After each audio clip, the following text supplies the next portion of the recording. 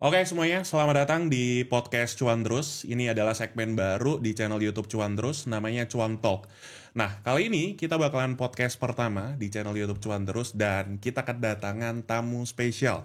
One of the biggest forex figures di industri ya. So, selamat datang Mas Tama di channel YouTube Cuan Terus. Apa kabar nih? Baik. Thank you for having me. Bukan the biggest lah. The biggest lah bisa dibilang ya. Close lah. Yeah, close the biggest. Okay. Cuman yang dedicated banget sepertinya ya, Yes, yang ngajarin kita pemula dedicated. sampai profesional juga. Benar. Thank you Mas Tama udah meluangkan waktunya. Ini Sama-sama. kehormatan bagi kita ya. Sama-sama. Oke, jadi sebelumnya bisa dikenalin terlebih dahulu Mas, meskipun kayaknya audiensnya udah pada kenal Mas Tama, cuman boleh dikenalin. Boleh. Belum sih, banyak yang belum sebenarnya. Banyak yang belum ini. Oke. Nama saya Rizky Aditama. Saya traders forex sama emas biasanya. Kemudian orang taunya sebenarnya di Banyuwangi itu saya taunya orang dari Australia nih pulang biasanya gitu. Tapi orang-orang online, orang-orang lama itu biasanya taunya saya traders Ya. Traders forex sama gold biasanya gitu. Oke, jadi latar belakang Mas Tama ini cukup menarik teman-teman. Sebetulnya sedikit dibahas di video YouTube-nya Mas Tama sama Sekolah Trading ya. Jadi perjalanan awal Mas Tama ngerintir karir dan lain sebagainya. Mungkin bisa dijelasin Mas, kok bisa gitu loh dari Banyuwangi nih ngerintir karir di Australia? Gimana tuh? Ini podcast pertama ya, bener ya? Ini podcast pertama. Podcast pertama ya, juga serius di- aku. Oh, Aku thank you aku biasanya itu podcastin orang ini jadi narasumber. Ini pertama ya. Iya. Seru. Pertama dari Banyuwangi. Saya sebenarnya itu lulusan dari Banyuwangi. Kemudian ke Surabaya. Oke. Kemudian ke Surabaya 5 tahunan. Di sana kok nggak gimana kan. Ya wes namanya orang kan harus berubah toh. Betul. Akhirnya kita pulang ada ini kesempatan nih, ada pamflet namanya mau kerja atau sekolah di Australia. Ya mau dong gue bilang berangkat. Akhirnya di situ pinjam uang, pinjam apa dan lain-lain. Alhasil dapat keberuntungan untuk masuk ke Australia. Di sana sebenarnya visanya belajar. Visanya belajar ya? Belajar. Tapi ambil kuliah juga di sana berarti? Ya kuliah dong, Oke. kuliah. Tapi kuliahnya ya kuliah yang ringan-ringan. Karena fokusnya kita kerja cari duit. Oke. Ya, habis dari sana, habis itu udah lumayan bagus, berkarirnya juga oke. Kemudian saya juga di samping dapat penghasilan itu, kita juga sekalian sama trading di situ. Oh gitu. Nah, itu lama udah 7 tahun di sana, capek pulang. Oh, jadi kenal forex ini Udah lama. di Australia sebetulnya. Di ya? Indonesia sebenarnya. Oh, di Indonesia. Waktu kuliah tadi di Surabaya udah kenal. Oh, udah lama kenal banget. ya. Tahun 13 berapa tuh, tahunan Mas? ini. 13 tahun berarti 2012-an ya? Udah 2022. lama sekali, lumayan. Oke. Cuma ya kayak gitulah, modalnya masih kecil, nggak punya. Itu kenalnya dari mana Mas? Maksudnya tiba-tiba tahu kah atau ada yang ngasih tahu sebelumnya? Jadi sebenarnya teman-teman dulu itu orang tua-tua semua. Jadi umur 50, umur 40 gitu. Iya. Aku masih umur 20 19-an. Oke. Nah, mereka kan lebih fokus sama side income gitu tau. Yep. Nah, itu mereka ngasih tahu aku. Gitu. Oke, jadi Orang tua-tua. dikenalin sama relasi ya waktu itu ya. Teman kuliah. Oh, teman kuliah bahkan. Teman kuliah itu tua-tua. Oh. Ada kalau yang tahu teman-temannya rekam medis. Nah, itu kalau dulu tuh lagi gencar-gencarnya, ya itu orang tua-tua. Oke. Dulu kalau bisa diingat Mas, modal awalnya berapa di forex? Awal mula gratis. pertama Dulu banget. kalau nggak salah XM ngasih gratis itu kalau nggak salah. Ngasih 30 bonus gitu? Bonus gitu. Oke. Yang modal yang paling awal ketika benar-benar masuk itu 10 juta. Waktu aku di Australia. Oke. Itu baru benar-benar aku Modal itu. Modal ya 10 Sebelumnya juta. 100.000, 50.000 kayak gitu. 10 juta itu awal langsung margin call atau Iya, jackpot Mas? biasa lah. Kayak gitu mah biasa mah. Jadi 10 juta depo langsung hilang? Langsung. Atau ada prosesnya? tuh Ada berapa? prosesnya. Jadi ngikuti sinyal kan, misalnya di waktu itu dulu tuh lagi rame banget sinyal kayak gitu itu. Grup VIP gitu-gitu Via ya? grup VIP itu lagi rame banget, kita ikut 1,5 jam kalau nggak salah. Sinyalnya itu untung, wah seneng. Untung lagi, wah mantap. Kemudian ruginya sekalian, Oke. semudah-mudahnya Langsung ya? Jadi profit yang dikumpulin kecil-kecil langsung margin call habis. semua? Makanya kalau di YouTube dan lain-lain itu kayak kita selalu, saya itu ngomong based on experience, bukan based on yang lain gitu loh. Ini ya kayak saya kayak gini. Oke. Kayak gitu. Pelajaran apa Mas yang bisa diambil back then ya? Waktu modal awal 10 juta, abis itu kena margin call. pelajaran apa yang diinget nih sampai sekarang waktu meninti karir tersebut? Sebenarnya pelajaran yang paling kuat masalah trading atau masalah yang lain nih? Bebas. Bebas ya. Kalau Dari kena margin call tersebut apa tuh yang diinget banget nih first margin call-nya tuh? kalau first margin call nggak begitu peduli ya saya. Tetapi ketika kita rugi di 400 juta, kemudian itu maksudnya bukan 400 doang, masih banyak sebenarnya. Soalnya kita harus bayar bunga bank. Oh, jadi Sama kartu kredit, kan mahal kartu kredit tuh. Gila. Personal loan di Australia loh kita. Oke. Nah, itu. Dan pelajaran yang paling kuat itu ketika itu bukan uang saya sendiri. Jadi uang saya plus uang istri. Oke. Aku Dan baru saya belum tahu ngomong. nih. Itu belum ngomong ke istri. Oke. Nah, itu ngomongnya gimana coba? Iya. Kan bingung. Aku bingung ngomongnya, tetapi ketika aku ngomong dia itu yang bikin aku nyeletuk langsung switch itu pada saat dia momen aku bilang oke, aku rugi segini nih dari hasil tabungan kita plus aku masih kartu kredit dan lain-lain udah. Aduh, merinding aku. Ini kayak pengakuan dosa di istri ya. Merinding beneran. Itu aku ngomong kayak gitu. Kemudian dia ngomongnya simple tapi itu yang bikin aku switch. Oke. Uang bisa dicari. Ayo cari lagi. Oke, jadi support dari istri mantep banget ya itu waktu langsung itu aku switch, langsung kita cari-cari yang bagus gimana. Oke, ternyata kayak gini ya yang bener. Di Indonesia lagi dulu itu belum ada yang ngajarin 1%, 2% yang maksudnya yang oke ya? gitu. Belum oke. Saya langsung beli kursus-kursus banyak itu yang bagus-bagus. Nah, itu dari situ udah pelan-pelan. Oke, ini aku baru tahu juga teman-teman di mana Mas Ricky ambil loan ya 400 juta itu belum ada tambahan bunga dan lain sebagainya ya. Tapi apa yang melatar belakangi mindset dulu kok tiba-tiba berani nih ngambil 400 juta tersebut? Kalau saya lihat latar belakangnya tuh apa? Kalau saya lihat sebenarnya banyak orang yang menurutku pinter ya. Ketika orang sudah mencapai titik tertentu, dia itu hitung-hitungan biasanya. Maksudnya hitung-hitungan itu oke, ini 1% dapat sehari segini nih atau 1 bulan segini nih. Oh, kalau saya modalnya loan, makin gede. Modalnya makin gede, pakai loan ini cuma 10% ke cover lah ini. Kayak gitu loh, model-model kayak gitu, hitung-hitungan kayak gitu. Iya. Dari segi logik boleh lah. Dari segi kenyataan rugi ya, karena psikologis juga ya Mas ya. Kita megang duit sendiri mungkin masih manageable, cuman kalau kena pressure mungkin lebih lebih dalam juga lebih sih. Lebih apa ya, kalau dibilang ketika kita trading dengan kewajiban itu lebih gak enak karena pressure ya. Karena pressure-nya ada, kemudian bunga bank itu pasti, tapi penghasilan trading naik turun. Ya, floating ya. Jadi kadang kita cuan, kadang juga ada amount to money minus dan lain sebagainya. Dan itu trading di sini kan sangat ngaruh banget sama psikologi. Ketika kita itu contoh si Jeffy kan lagi putus cinta nih dia. Oh ya. Dia lagi putus cinta tuh. Iya. Itu tradingannya hancur. Oke. Bayangin kalau itu kamu personal loan. Atau kamu itu lagi di bank, hancur lah. Makin kacau ya. Jadi yang latar belakangi sebetulnya grit ya. Gritnya sendiri. Terus kenapa Mas bertahan nih? Kenapa udah kena sikat 400 juta lebih bahkan. Tapi kenapa bertahan di Forex? Apa tuh? Iya menarik ya. Kenapa ya saya bertahan dulu ya? Biasanya orang kan kalau ikut-ikutan kan ya. Ini orang lagi rame kripto ikut-ikutan. Tiba-tiba rugi cabut udah. Kenapa Mas Tama waktu itu 400 juta udah kena tapi masih bertahan di Forex? Apa the biggest why-nya itu apa Mas? Apa ya? Aku juga bingung kenapa ya. Gak ada. Ya karena ya kecemplung. Oke. Jadi sekalian udah fight. Sekalian. Skill saya juga sebenarnya udah oke. Swing saya juga oke. Dipakai sama teman-teman yang di YouTube channel kita kasihkan gratis tuh itu. Ya wes itu cara metode ya yang dimaksud ini metodenya udah trackable fix, ya. Udah trackable, udah fix dan udah oke. Terus saya tinggal apa nih? Ya tinggal benerin mindsetnya doang aja. Makanya kalau stop ngapain? Skip going aja. Tapi lebih ke ekspektasinya diturunin lagi. Ekspektasi diturunin. Itulah kebanyakan orang itu ekspektasinya nggak diturunin, itu bahaya itu. Iya, kepengen kebelet cepet kaya ya sebetulnya. Iya. Kebelet. Kadang itu masalah utama kita sebagai traders ya. Greedy dan kena ketakutan berlebih juga. Mungkin juga karena gampang banget dapat.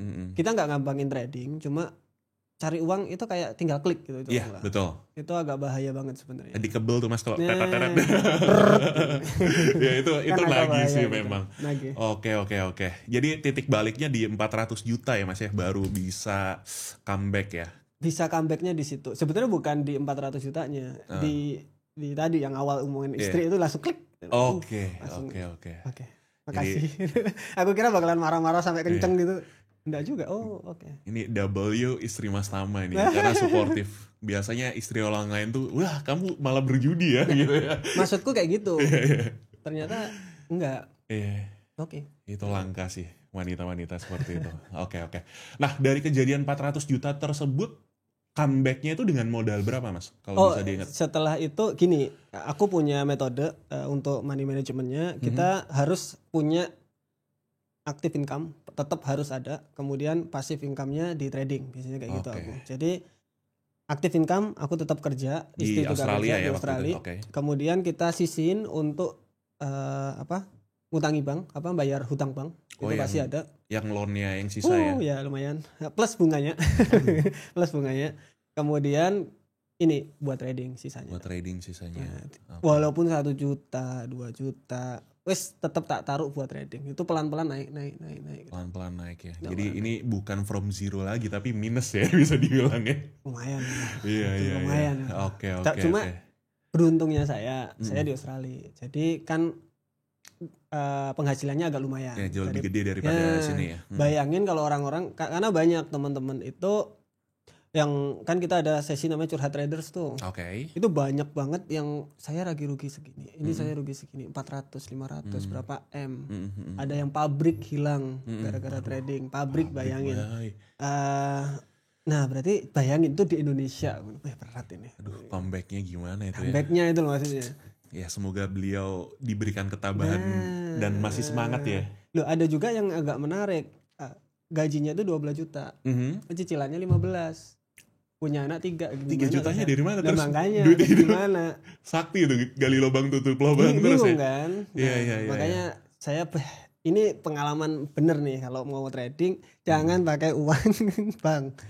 Uang bank dan uang panas ya bisa bilang. Sometimes gini juga, ketika kita pakai uang dingin pun ketika hilang duit juga gemeter juga bener, bos. Apalagi iya, kita pakai duit yang nganggur ketika rugi juga gemeter gitu loh. Apalagi duit-duit seperti itu kan. Oke, menarik teman-teman turning points-nya ya. Terus waktu itu berarti masih di Australia ya Mas ya. Kenapa memilih balik ke Indonesia waktu itu? Apa yang dipikirkan tuh? Padahal di sana gajinya cukup oke, apalagi dapat passive income dari forex dan lain sebagainya. Sebenarnya. Saya dulu lumayan, makanya banyak orang yang bilang goblok nih kamu nih, serius. Apalagi kan beberapa bulan ke belakang kabur aja dulu tuh lebih menarik ya. Benar. Mas Tama dari Australia malah balik lagi ke Indo. Saya di Australia itu berkarir, jadi dari cleaner, cleaning service dulu kan, terus jadi supervisor, kemudian jadi concierge namanya, apa di sini concierge? Concierge apa nih? Concierge apa ya? Nggak tahu deh aku. Kayak yang di depan ngobrol, admin yang di depan gitu ngobrol gitu loh, ya, itu. Kemudian manajer. Jadi manajer. Itu keren. Jadi orang Indonesia ada orang Indonesia masuk yuk kerja di sini aja, karena bagus perusahaannya. Jadi udah bagus, udah settle di sana itu. Habis itu mau pulang. Kenapa? COVID pertama 2020 berarti. 2020. Tapi saya masih kerja terus. Bukan di PHK waktu itu ya. Bukan di PHK, karena manajer nggak bisa deh. Harus kerja terus. Nah, tapi dilihat kalau nggak salah sih saya tuh ikut seminarnya Gary V. Yang di Singapura kalau nggak salah. Atau di Australia. Di Australia. Di Australia, waktu di Sydney. Aku masuk, aku beli tiket yang paling mahal itu. Ya pokoknya bisa foto dengan dia lah. Itu masuk, dia itu ngomonginnya kontan aja tuh. Aku pikir nih, masa sih aku masa bisa sebesar itu konten gitu ya. Attention katanya 2025 bakalan atau kalau nggak gitu the new money attention is the new money katanya. Nggak percaya aku serius. Habis gitu masa sih? Dari situ aku bikin kos-kosan kan, dari hasil trading, hasil kerja itu aku bikin kos-kosan, setidaknya bisa buat makan, buat bisa apa di Indonesia. Kemudian ini kelihatannya cukup nih buat makan, buat apa, rumah juga kita udah bikin. udah pulang aja. Ini aku pengen buktiin Gary Vee nih. Oke, jadi itu latar belakang Mas Tama balik ke Indonesia dan memulai karir di YouTube ya? Iya, jadi karirnya pengennya sebenarnya bukan di YouTube-nya, tapi kita bikin namanya legacy. Oke. Soalnya trading di sini itu ketika saya meninggal, udah selesai. Iya. Kan? Saya ngomong ke Jeffy juga kemarin. Iya. Ketika saya meninggal, Jeff, ini mati nih. Betul. Tetapi ketika kita punya legacy, sekarang kita lagi bikin sekolah trading ya, itu banyak legacy. Itu walaupun aku meninggal, anak, kemudian orang-orang yang bergantung hidupnya pada kita, itu ada banyak banget itu yang bergantung kan, itu masih bisa makan, masih bisa hidupi keluarganya. Nah itu udah namanya legacy, itu udah beda. Itu yang dikerjain Mas Tama saat ini ya. Soalnya waktu di Australia itu apa ya, di Australia memang kita pikirannya duit. Ketika aku pulang di Indo, ngelihat orang-orang samping-samping itu kurang berpendapatan ya. Pendapatannya kurang, kemudian anak-anaknya banyak yang nggak kerja, itu langsung kayak I have to do something. Nah, akhirnya ya Pak Andri juga ke rumah juga kan, ngelihat juga 2 kali kalau nggak salah ke sana ya. Itu kan ngelihat juga gimana keadaannya di sana. Sekarang gimana keadaannya kan udah sangat-sangat jauh di situ. Iya. Jadi kita nih Banyuwangi, tapi Mas Tama nih jauh lebih dalamnya di Banyuwangi. Dari sini 2 jam Mas ya. Iya, aduh. Lumayan. Keren banget. Tapi kenapa kau memilih edukasinya itu secara gratis Mas, di live, di publik gitu-gitu? Kalau nggak salah Mas Tama menjadi salah satu pionir juga kan yang melakukan live trading. Oh iya, awal-awal dulu ya. Aku sempat lihat tuh siapa ini ya. Terus ada yang komen tuh waktu itu Banyuwangi. Wah, Banyuwangi gitu kan. Gila ini. Iya. Kok bisa gitu kan. Waktu itu aku ngelihat Mas Tama nih masih 5.000-an, 10.000-an gitu ya. Wow. Udah lama banget. Sekarang udah lebih dari 800.000 ya. Iya, udah hampir 900 nih. Iya. Seru-seru. Apa ya? Kalau dibilang pionir live trading, yes. Dan kenapa kok semuanya gratis? Nggak enak di hati soalnya. Mentor saya, kalau dibilang mentor ya tetap ke Gary Vee. Dia bilang ambil aja sedikit dari orang, tapi kasih 10 atau 100 kali lipatnya. Oke. Gitu. Atau kasih aja semuanya gratis. Atau kemudian ngambilnya nanti. Oke. Itu yang tak pegang. Jadi ketika kita ngambil $1 katakanlah, balikin $1,000. Gitu. Dia selalu bilang kayak gitu. Jadi value yang lebih gede gitu. Nah, dari situ kemudian ada yang siapa? Hormozi juga dia bilang there is something free tapi bagus banget. Itu bakalan ngalahin yang berbayar gitu.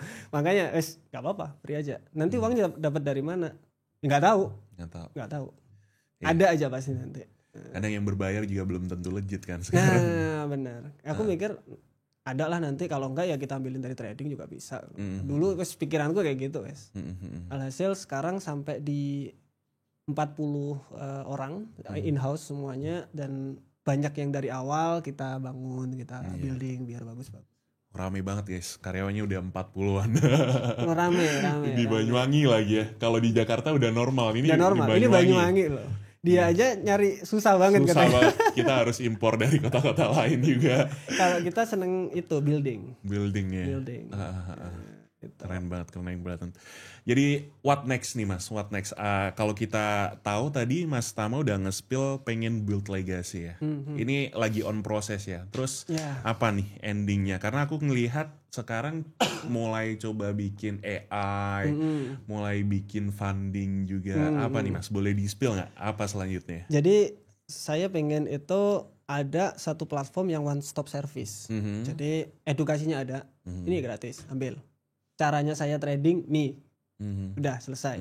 Saya pengen tanya-tanya, di live, tanya aja di live. Atau kalau nggak gitu di komentar loh kita jawab. Iya. Kalau nggak gitu telepon. Waktu live itu bisa. Wah, ada telepon juga sekarang. Ada, udah lama itu.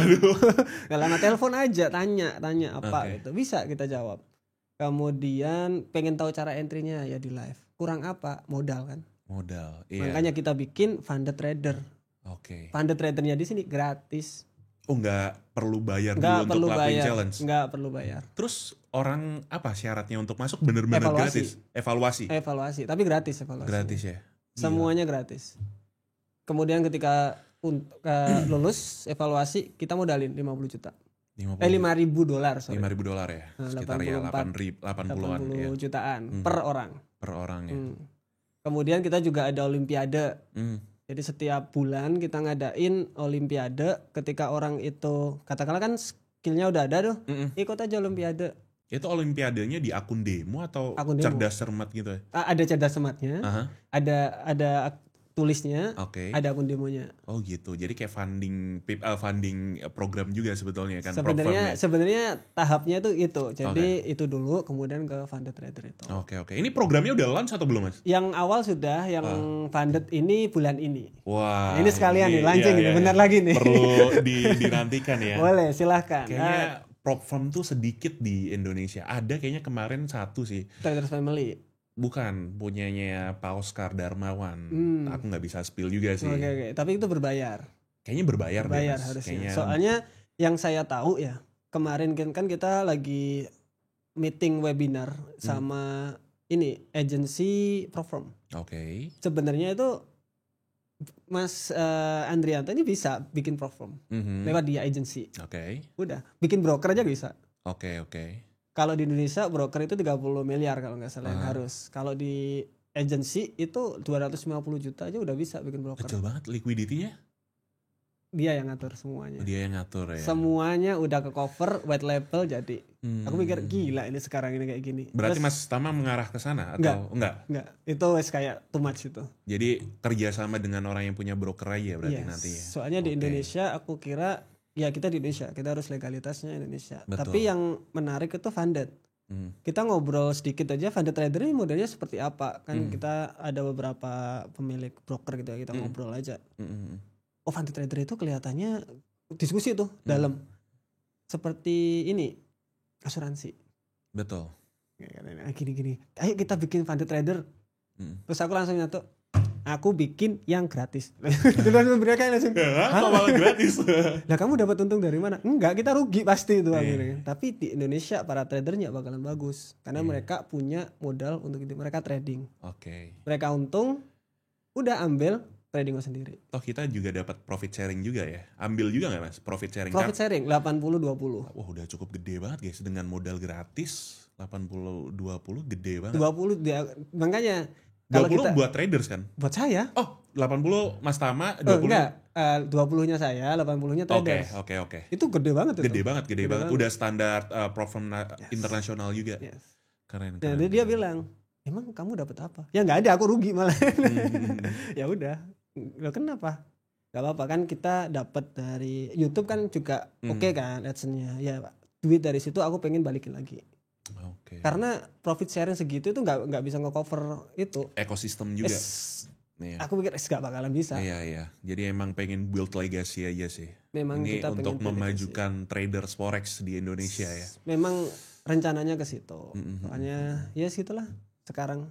Semoga aja jadi bagus lah. Amin. Keren banget.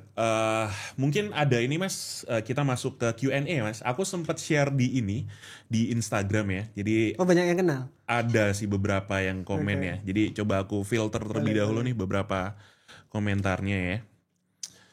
Nih sebentar. Oke, ini ada pertanyaan dari Imam ya Mas ya. Cara mengatur psikologis dan risk saat loss, bagaimana tuh Mas?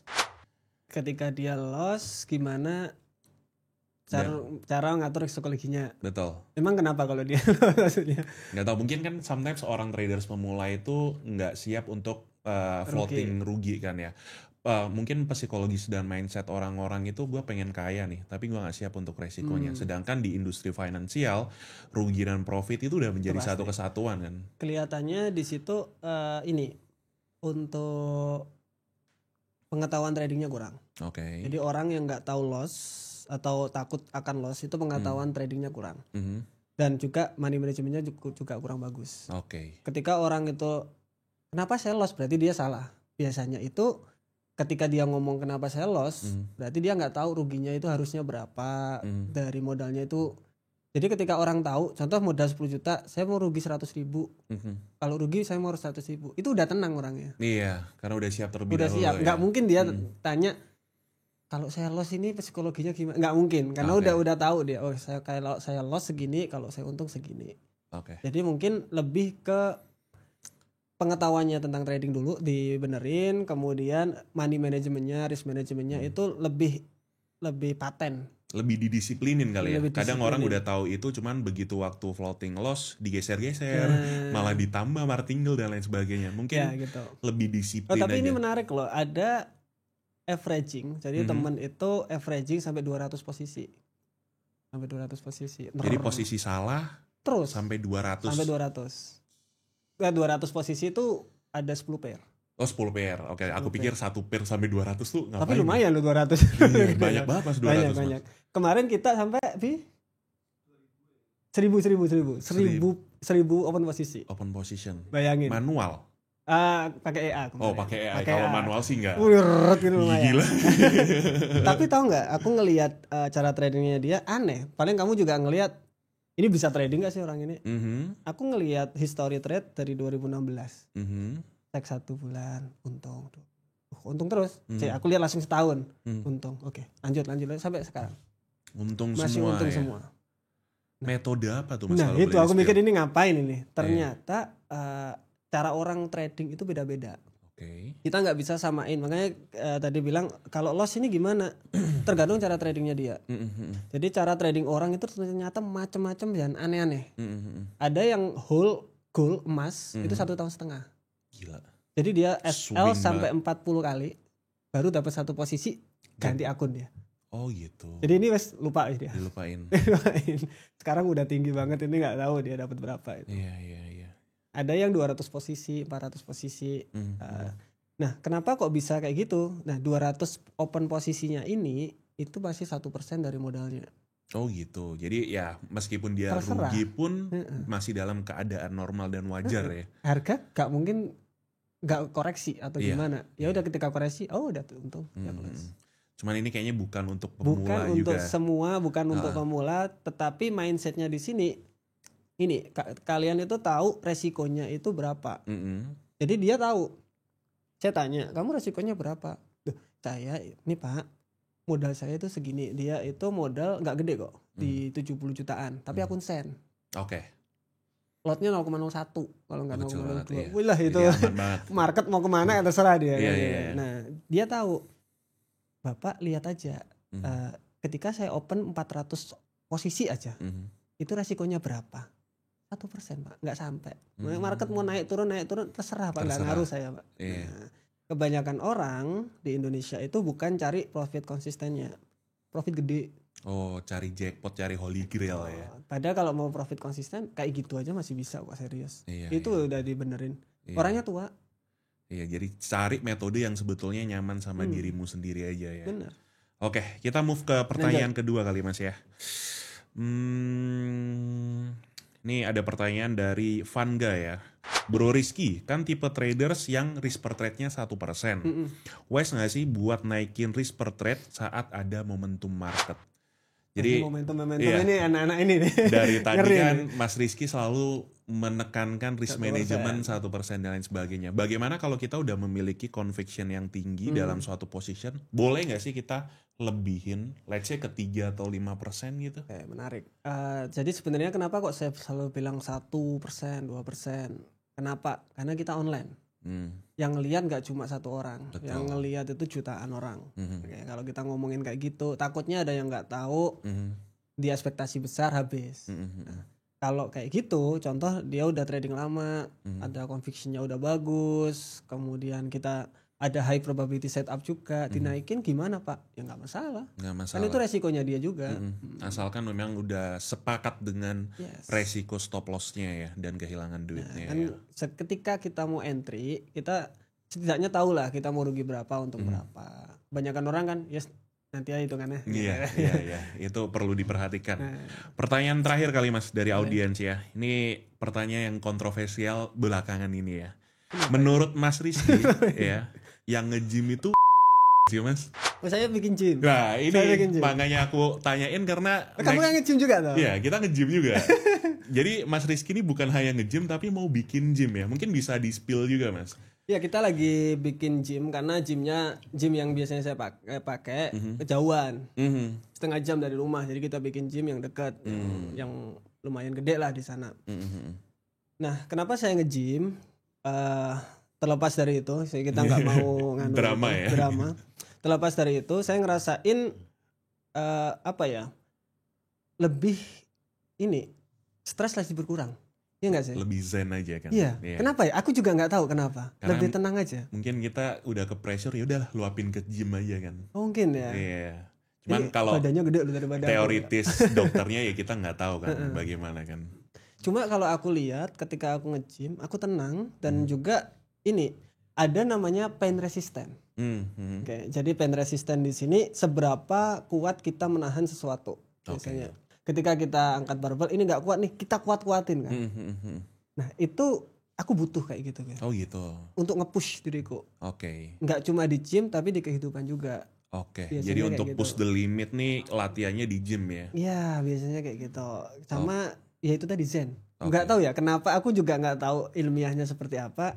Cuma mindset jadi lebih bagus. Iya, sama sih. Jadi aku juga aktif juga nge-gym meskipun badannya gede karena suka makan juga ya. Jadi Tapi ketika bagus nge-gym tuh banget, lebih fit dan relax aja sih untuk jalanin Di sini ya, hari-harinya. dekat Di sini Mas deket. Ya 10 menitan lah kalau motoran atau naik mobil sih. Oh, asik. Nanti main-main lah nanti di sana ya. Siap. Jauh banget aku punya. Iya, nanti aku main ke sana lah. Nanti Siap, ya. harus kita itu. main padel kan. Mau bikin padel juga sepertinya. Jadi aku suka itu bikin ekosistem namanya. Iya. Nggak tahu kenapa. One stop solution One ya. stop solution. Jadi aku pengen itu selalu kayak gitu. Forex sekolah trading kan one stop solution tuh. Solusinya orang mau trading, belajar di sini, caranya kayak gini, modalnya di sini. Oke. Full, selesai. Full. Kalau ini nanti aku pengen kayak gym ada, pilates ada, kemudian padel ada. Nanti kalau capek di kafenya ada. Oh, lengkap banget. Jadi wes gak usah kemana-mana habis di situ. Satu ekosistem. Suka banget tau, nggak tahu kenapa. Ya itu udah keren sih Mas. Itu udah kayak ekosistem yang cuannya di sana aja kan. Orang mau spend di mana ya duitnya balik lagi ke Mas Rizky kan. Nggak boleh bilang gitu. Cuma ya segitu lah. Jadi bikin ekosistem siap. yang mantap. Ya. Oke, mungkin ada kata-kata penutup Mas buat audiens kita ya. Apa yang pengen disampaikan? Mungkin aku gini aja, tanya dulu. Ini cuan terus di sini kan lebih ke kripto ya, lebih ke kripto ya. Saya masih sangat-sangat awam nih di kripto. Sebelum kata-kata terakhir mungkin aku tanya dulu aja. Oke. Kripto bagaimana untuk kedepannya ini? Maksudnya yakinin saya bahwa kripto ini bakalan oke nih untuk 5 tahun ke depan. Tolong dong sekolah trading bikin mungkin kripto tambahin juga di kripto dan lain-lain. Coba dong. Oke, kalau ngomongin fundamental dengan sentimen sekarang udah beda banget ya. Kalau di 2017 bahkan di tahun-tahun sebelumnya kita ngomongin kripto atau Bitcoin itu judi ya. Cuman di tahun ini, di cycle kali ini Mas, itu adoptionnya udah gila. Jadi cryptocurrency sendiri, especially for Bitcoin, itu udah menjadi standar currency ya. Jadi udah diakui oleh governance, bahkan Donald Trump, Presiden Amerika Serikat, udah menandatangani strategic Bitcoin. Ada beberapa negara yang adoption sebagai mata uang, kayak El Salvador, Bhutan, dan lain sebagainya. Bahkan kayak perusahaan ETF, BlackRock, dan lain sebagainya, itu udah cukup gede. Bahkan perusahaan-perusahaan mungkin top 100-nya di US pakai Bitcoin Strategic Reserve juga. Jadi untuk 5 tahun ke depan menurutku masih potensial, bahkan untuk tahun-tahun berikutnya ya. Karena Bitcoin juga track record-nya masih belum panjang. Tapi dengan silir bergantinya waktu, adoption dan utility-nya itu beneran kepake Mas. Jadi kalau kita di negara lain tuh kita bisa transaksi juga sih sebetulnya pakai kripto. Kayak ada banknya juga Mas, ada ATM-nya juga. Oh. Aku ada sih, cuman dompetku di rumah nih. Nanti offline aku kasih tahu ya. Jadi kita bisa transaksi tuh pakai kripto. Cuman di Indonesia legalitas kripto ini sebagai aset komoditas gitu loh. Bukan transaksi ya? Iya, cuman adoption di luar negeri itu udah gila banget sih. Saya kalau nggak salah transferan dari luar negeri juga biasanya mereka itu loh pakai kripto, pakai XRP gitu-gitu. Oke. Karena berarti kayak dalam beberapa detik Bahkan Tidak sampai semenit maksimal udah masuk. bener, Udah masuk, nggak ada nunggu dan lain Kalau sebagainya. yang lain selain Bitcoin kayak altcoin dan lain-lain itu sama aja. Beda sih. Kalau kita ngomongin major crypto ya Bitcoin only itu yang masih diakuin untuk saat ini. Tapi untuk altcoin sendiri tiap cycle itu silir berganti sih mas. Top 10-nya ya. Kayak Oke, correct. itu masih dibikin oleh perusahaan, jadi ekosistemnya masih belum fix dan fundamental wise. Aku herannya Bitcoin ini kok sampai se-strong ini ya. Maksudnya Strong banget. security-nya, privacy-nya dan lain-lain kok bisa gitu mas. Heran banget aku. Itu gila sih matematik yang dibikin oleh Satoshi Nakamoto ya. Entah itu orang jenius atau sekelompok orang ya. Apakah perlu nih Apa tuh? sekolah trading ini mas? Bikin mas. Jadi seperti cita-citanya Mas Tama ya, bikin one stop solution ya harusnya ada kripto dan financial assetnya juga. Karena di Cuan Terus juga kita bikin ekosistem juga sebetulnya. Jadi di financial ya ada kripto, ada forex dan lain sebagainya. Jadi bagaimana cara kita bisa mengedukasi audiens tuh ya dengan proper lah gitu. Karena ya kita harus open minded juga kan dengan perkembangan teknologi, perkembangan adoption gitu-gitu. Legality wise semuanya udah mantap sih. Ya. Untuk legalitas broker forex itu sekarang ada 3. Nah, ada 3 ya. Untuk forex itu di BI, komoditas itu OJK. Oke. Bukan di Bapepti mah? Komoditas Bapepti. Bapepti. Masa sih? Indeks. Komoditas harusnya Bapepti. Bapepti ya. Yang satu indeks OJK kalau nggak salah. Pokoknya ada tiga regulasi sekarang. Aku mulai gila sekarang ini. Oke, nanti kalau ada yang salah boleh dikoreksi juga ya teman-teman. Itu gila. Kelihatannya kripto ini juga bakalan lebih itu juga. Iya, kripto sendiri kemarin awal masuk itu diakuin di Bapepti sih mas. Tapi dari tahun 2024 atau 2025 ini udah transisi ke OJK sih. Jadi sebagai ya currency sih sebetulnya. Cuman diakuinya adalah sebagai aset komoditas gitu. Menarik. Siap. Terima kasih. Ya, harus bikin lah sekolah trading ya. Harus bikin. Kas saya. Siap, kas. Oke. Menarik. Oke, kata-kata penutup kali mas, apa yang pengen disampaikan dengan ya pengalaman Mas Tama 13 tahun lebih ya di forex industry ini untuk menyadarkan ya apa pesan dan kesan yang pengen disampaikan mas ke audiens nih? Untuk para traders mungkin ya kan lagi booming tuh sekarang trading yang kayak full margin, kemudian dengan resiko yang besar dan lain-lain. Itu bukan hal baru sebenarnya. Itu bukan hal baru. Itu hal lama tapi offline bisa dulu.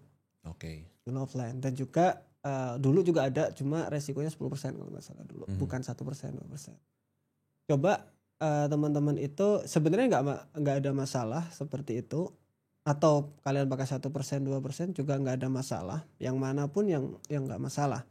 Yang jelas teman-teman ketika trading itu harus tahu atau harus setidaknya punya gambaran lah. Kalau saya mau trade ini, jadi sebelum entry atau sebelum mencet dipikir dulu. Jangan asal mencet, dipikir dulu. Sebelum mencet dipikir, kalau saya rugi, mau rugi berapa? Kalau mau untung, saya mau untung berapa? Itu aja dulu.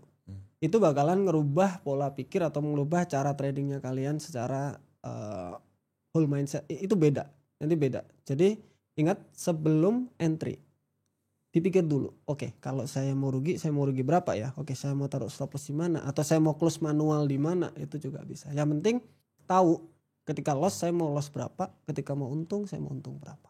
Itu udah bakalan ngerubah cara tradingnya teman-teman lebih bagus lagi. Mantap. Keren banget quote-nya dari Mas Tama. Thank you Mas Tama udah hadir di Cuan Terus ya. Siap. See you semuanya. Bye-bye. Thank you.